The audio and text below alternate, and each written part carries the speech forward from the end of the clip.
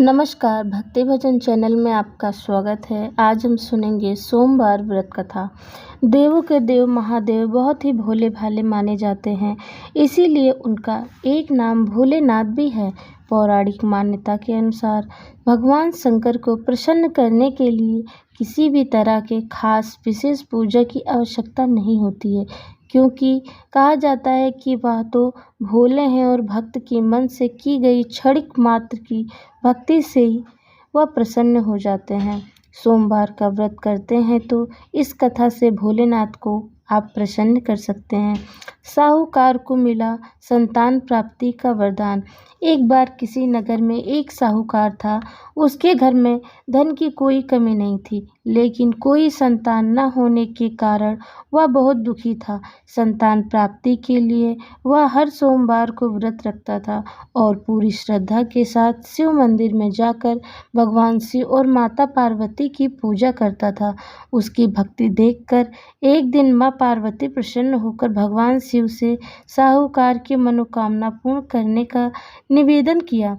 पार्वती जी के आग्रह पर भगवान शिव ने कहा कि हे पार्वती, इस संसार में हर प्राणी को उसके कर्मों का फल मिलता है और जिसके भाग्य में जो हो उसे भोगना ही पड़ता है। लेकिन पार्वती जी ने साहूकार की भक्ति देखकर उसकी मनोकामना पूर्ण करने की इच्छा व्यक्त की। माता पार्वती के आग्रह पर शिव जी ने साहूकार को पुत्र प्राप्ति का वरदान तो दिया, लेकिन उन्होंने बताया कि यह बालक 12 वर्ष तक ही जीवित रहेगा। माता पार्वती और भगवान शिव की बातचीत को साहूकार सुन रहा था, इसीलिए उसे ना तो इस बात की खुशी थी और ना ही दुख था।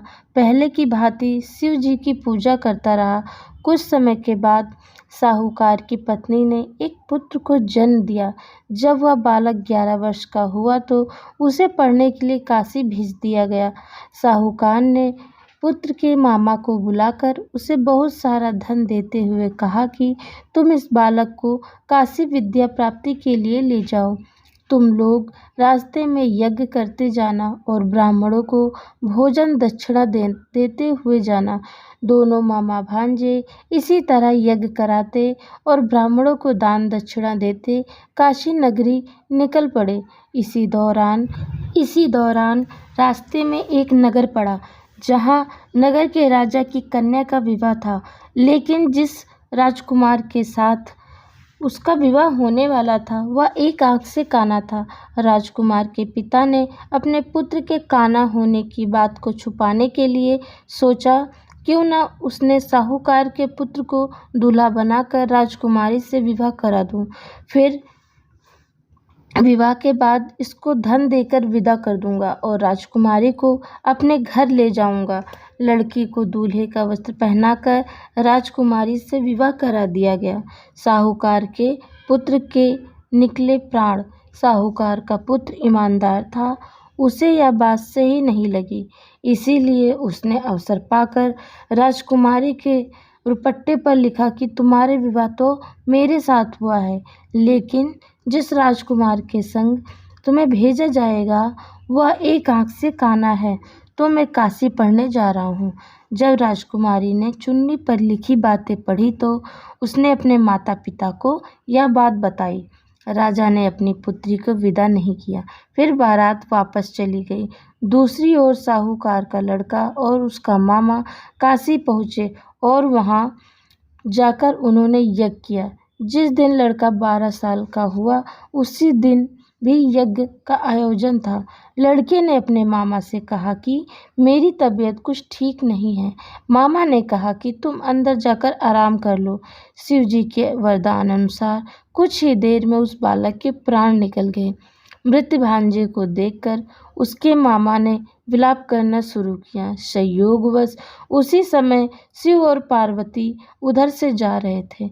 पार्वती माता ने भोलेनाथ से कहा, स्वामी, मुझे इसके रोने के स्वर सहन नहीं हो रहा है, आप इस व्यक्ति के कष्ट को अवश्य दूर करें। जब शिव जी मृत बालक के समीप गए तो वह बोले कि यह उसी साहूकार का पुत्र है जिसे मैंने 12 वर्ष की आयु का वरदान दिया था। अब इसकी आयु पूरी हो चुकी है। लेकिन मातृभाव से विभोर माता पार्वती ने कहा कि हे महादेव, आप इस बालक को और आयु देने की कृपा करें, अन्यथा इसके वियोग में इसके माता पिता भी तड़प तड़प कर मर जाएंगे। माता पार्वती के पुनः आग्रह पर भगवान शिव ने उस लड़के को जीवित होने का वरदान दिया। शिव जी की कृपा से वह लड़का जीवित हो गया। शिक्षा पूरी करके लड़का मामा के साथ अपने नगर की ओर वापस चल दिया। दोनों चलते वह उसी नगर में पहुँचे जहाँ उसका विवाह हुआ था। उस नगर में भी उन्होंने यज्ञ का आयोजन किया। उस लड़के के ससुर ने उसे पहचान लिया और महल में ले जाकर उसकी खातिरदारी की और अपनी पुत्री को विदा किया। सबकी मनोकामनाएं होती हैं पूर्ण। इधर साहूकार और उसकी पत्नी भूखे प्यासे रहकर बेटे की प्रतीक्षा कर रहे थे। उन्होंने प्रण कर रखा था कि यदि उन्हें अपने बेटे की मृत्यु का समाचार मिला तो वह भी प्राण त्याग देंगे। परंतु अपने बेटे के जीवित होने का समाचार पाकर वह बेहद प्रसन्न हुआ। उसी रात भगवान शिव ने साहूकार के स्वप्न में आकर कहा, हे श्रेष्ठी, मैंने तेरे सोमवार के व्रत करने और व्रत कथा सुनने से प्रसन्न होकर तेरे पुत्र को लंबी आयु प्रदान की है। इसी प्रकार जो कोई सोमवार व्रत करता है या कथा सुनता है और पढ़ता है, उसके सभी दुख दूर होते हैं और सभी की मनोकामनाएं पूर्ण होती हैं। भोलेनाथ की आरती।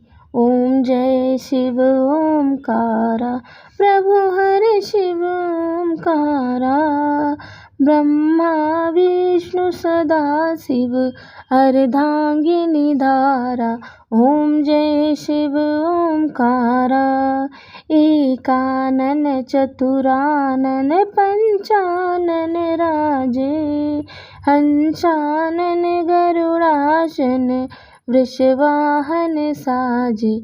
ओम जय शिव ओमकारा, दो भुज चार चतुर्भुज दस भुज ते सोहे, तीनों रूप निरखता त्रिभुवन जन मोहे। ओम जय शिव ओमकारा, अक्षमाला वनमाला रुंडमाला धारी, चंदन मृग मद सोहे, भोले शुभकारी।